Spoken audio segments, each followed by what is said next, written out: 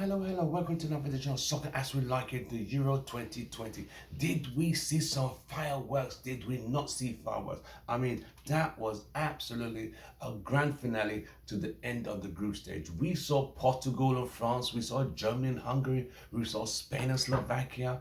We saw fireworks, we saw games. If you're watching our video, don't forget to smash a like, drop your comments, and don't forget to hit the logo to subscribe. Thank you very much. Well, we're not going to waste too much of our time. We're just going to get right into it. I mean, I enjoyed it. I thought this was a very great end to the group stages. Some teams didn't make it. I feel sorry for teams like Hungary, who really, and I mean, on the brink of nearly getting rid of Germany, who nearly didn't qualify for the next stage. But they say football's a funny old game. Unfortunately, at one point in that group F, the so-called group of death, everyone thought Portugal were not gonna make it. So I'm gonna quickly go through the groups. So Group A, Belgium came first. No, Group A, Italy came first, Wales second, Switzerland third. Group B, Belgium first, Denmark second, Finland third. Group C, Netherlands first, Austria second, Ukraine third. Because the best first place positions qualify as well. Group D, England first, Croatia second, Czechoslovakia third, Scotland last.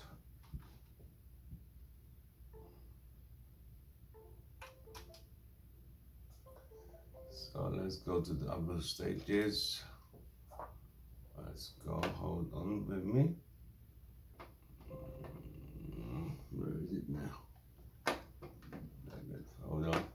So it was a very good end of the group stages, which gave us a lot of fireworks and gave us a lot of things to see. So final group stages were Group E, were Sweden first, Spain second. That was a surprise. No one expected Spain to come second. I mean, Spain this were kind of not the Spain we're used to seeing. So Spain came second, Slovakia came third, Poland lost. Lewandowski tried his best, but he wasn't able to pull it off. Group F, the group of death. France first, Germany second, Portugal third, and Hungary last. That was a very tight group. But unfortunately, the big games came out of that group. You know, you see, this was the same Germany who beat Portugal, who couldn't beat Hungary. Hungary beat Portugal, but couldn't beat Germany. And Portugal and Hungary nearly beat Germany. And Hungary drew with France. See how funny football is? It is. So the main game today was the match everyone was looking for was the Man United game. I said Man United game. The game between France and Portugal. Pogba against Bruno Fernandes. Benzima against Ronaldo. Ronaldo on 107 international goals. 2 goals away from Desai from Iran to set his own record. Final scores: Portugal 2, France 2. I mean, it was going to be a game that Portugal could not afford to lose that game. They had to get a result from that game. They had to.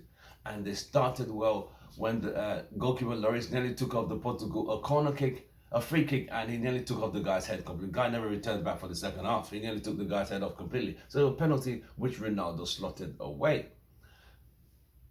I think the equaliser by France, by Mbappe, I thought that wasn't a penalty. Honestly, I think Mbappe overdone it. I think he ran into that guy. I don't know how VAR gave that penalty to France, and it became 1-1. Then a beautiful play from Pogba. That's why Pogba is the guy here. Beautiful pass to Benzima. Boom. France were leading 2-1. Then Kingsley Coman concedes a penalty at the corner flag. Ronaldo trying to cross, and he puts his hand up, and the penalty. And you know who steps up, and it's 2-2. Beautiful penalty. 2 goals to Portugal, 2 goals by Benzima, and the final score is 2-2. Both teams qualify. But on the other side, that was a thriller. Germany against Hungary. Hungary scored first. Germany equalized with Karl Havertz. I thought the goalkeeper made a complete blunder. I mean, come on. You coming out for a ball, you just drop the... It's a mess. Then as soon as Germany equalized, Hungary go down the other end and score another goal, 2-1. Then it takes 7 minutes to go.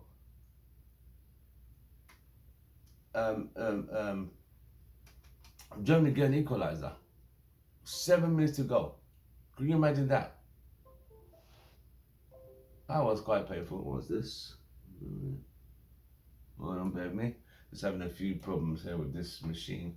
I know what's going on with it. So, the draw is like this. Let me pull up the draw for you, and we're going to see who is playing who. So, we have Wales against Denmark, Italy against Austria, Netherlands against Czechoslovakia, Belgium against Portugal, Croatia against Spain, France against Switzerland. I think France will beat Switzerland. England against Germany. If England can't beat Germany, this poor Germany, if England can't beat them, then I'm sorry. You got to beat Germany. Sweden against Ukraine. I can't see any reason why Sweden will not beat Ukraine, honestly. So my tips will be, in the game between Italy and Croatia, Austria, Italy going to beat Austria. That's my prediction. Netherlands and Czechoslovakia. Netherlands will beat Czechoslovakia. Belgium against Portugal. If Portugal play the same team with Moutinho and Renato Sanchez in midfield, they'll beat Belgium. Croatia against Spain. I have a feeling here that Croatia are going to beat Spain on this one. Then France against Switzerland. Tight game, but France will win that one. England against Germany. Germany are so poor. I just cannot see how England cannot beat this German side. If they can't, then I'm sorry. That's a complete mess. Then what's that? Sweden against Ukraine. I think Ukraine have struggled, but I think Sweden will take it. So, well, who was your pick of the tournament? Who have really entertained? Who has been the team you have really loved this? And from the draws I've selected, who's your tip to win the Euros altogether? England, Italy. A lot of people put money on Italy because they started like a house on fire. But I would say Italy have not really played anyone really major. But they came through the group 9 points to just ace it. But France might not have started great. They played 3 games, drew 2, won 1. Portugal won 1, drew 1, lost 1. Scoring 7 goals. So in that group of them, Portugal scored the most goals, 7 goals, and conceded 6. So they are scoring goals, but they're conceding a lot as well. See what I mean? So, but the Portugal-Belgium game will be a tough game. But I think that midfield does not work with Bruno in it. Again, Germany saw how Bruno was so ineffective because it's not the game. But with Renato Sanchez and Moutinho, there's more cohesiveness and more closeness, and Renato's allowed to run at the opponents. You saw what he did against France. He was just running at those guys. So I think Bruno's going to be coming in as a sub. Well, I'm Tim Ross, your host. Thank you very much for watching our soccer as we like it, the Euro 2020. Tell us what your game was. The game between Spain and Slovakia, that was absolutely, no one expected 5 goals. I think the final day today, I think this was the first time in football history that they have scored that many goals in one day. I think it was 15 in total. About that, yeah. 15 in total goals. And yes, we shall see you in our next video. So don't forget to like, subscribe, and share. I'm Tim Ross, your host. From me, it's goodbye and good night. Glory, glory, Euro 2020.